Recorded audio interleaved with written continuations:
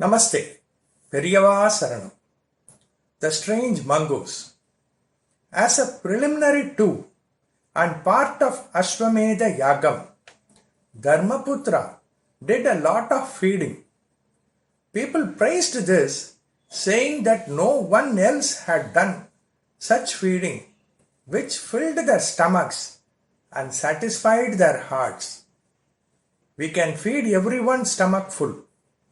That is not something big, but doing it with love, which fills the minds of people, is of merit. This preliminary to Yagam, if we do it, we will be rewarded. Without such thoughts and not doing it as a reluctant duty, Pandavas did it with true love and the world praised them. Bhagavan saw this and thought that they should not become proud because of this. If they become proud, all the dharma will get destroyed. Therefore, Bhagavan thought that in this situation, it would be good if they are put down a little. He also thought that it was not enough to just put them down, but should be done in such a manner that the world would understand the excellent principle behind giving dana. By divine will, an incident occurred at that time which would achieve both these objectives. When a lot of people had gathered and were praising Dharmaputra, suddenly a strange mongoose appeared there. What was strange about it was that one half of it was shining like a gold. After rolling over the food that lay scattered in the dining hall, it started speaking in human voice. What is this big dana? What is this great yajnam? This is not a fraction of what that poor Unjavritti Brahmin did in Kurukshetra. It spoke in a derogatory manner. If its appearance as half golden was strange, its speaking in human voice was still stranger. How could a poor Brahmin have done a bigger dhanam than Dharmaputra, who was the monarch of the universe? These days, people are thinking that Unjavritti means begging from house to house and receiving alms by way of grains. In the tradition of bhajans, also, it has come to be said that going from street to street and receiving grain is Unjavritti bhajan. But in olden times, according to Shastras, the meaning for Unjavritti was entirely different. According to Shastras, the owner of a land must leave some grains on the thrashing ground instead of mopping up the entire thing. The idea in leaving a little over the ground was that the same would be collected by the poor Brahmins who had no other means. Uncham actually means collecting what lies scattered. When the mongoose praised the Unjavritti Brahmin sky high, those gathered there asked, "Who are you? Who is the Unjavritti Brahmin you are speaking about? What is the great dhanam he gave?" The mongoose started telling the story. That mongoose was very old. Therefore, it narrated the story of what happened long years back. That was a time when a severe famine had occurred in Kurukshetra. Even very rich people had to struggle for food. What would have been the fate of a Unjavritti Brahmin in such a situation? He had with him a little wheat that he had collected long time back, and it was in a state of decay, and it was also emitting bad smell. His people had ground it and kept the flour.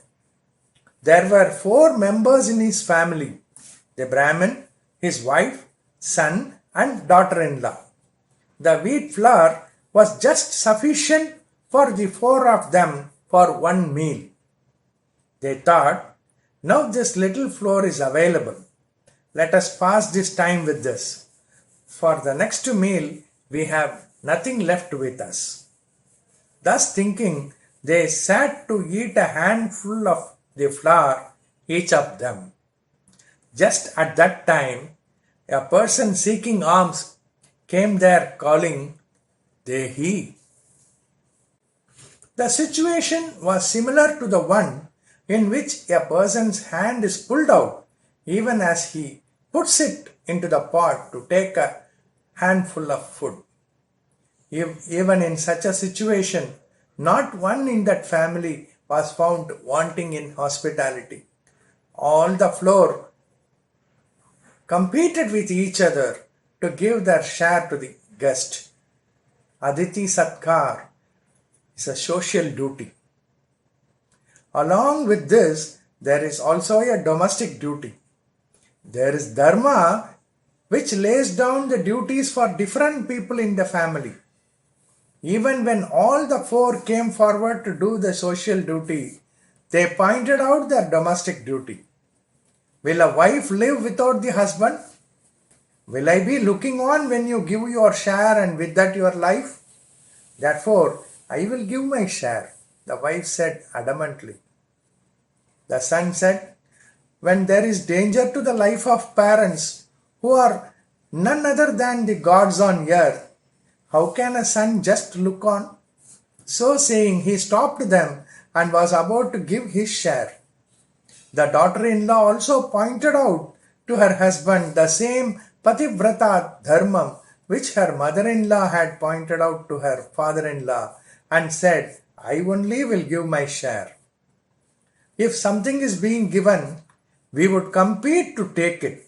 First I and then you. If it is a question of giving, we will step back. But in this poor Brahmin family, all of them competed with one another to offer their lives. It is not as if sacrifice and dhanam are the exclusive privilege of the rich. Even very poor people are capable of it. These people who are absolutely poor are doing the same sacrifice which the family members of Randidevan, a king, had done. Finally, the Brahmin silenced the others and said, I am the head of the family and it is my duty to protect all the three of you. If knowingly I make any of you starve and subject you to the risk of death, I would become a fallen man. So saying firmly, he gave his share of the floor to the guest with love. The guest, after taking it, said his hunger had not subsided. Immediately the wife gave her share to him with joy. The guest took that also and wanted more. Without any sign of anger, the son also gave him his share. The guest took that also, but still expected to have more. Lastly, the daughter-in-law also gave her share to him wholeheartedly. The moment the guest finished eating, he disappeared. It rained flowers from the sky on the four people. I am Dharma Devata. It was for testing you I came as the Brahmin. In the test, you have come out wonderfully. Nowhere I have seen people like you who practice hospitality even at the cost of their lives. The floor that each of you gave has already reserved a place for you in Swarga. All of you may come to blissful Devalokam, said the Asariri. Immediately the Devas came there with decorated vehicle.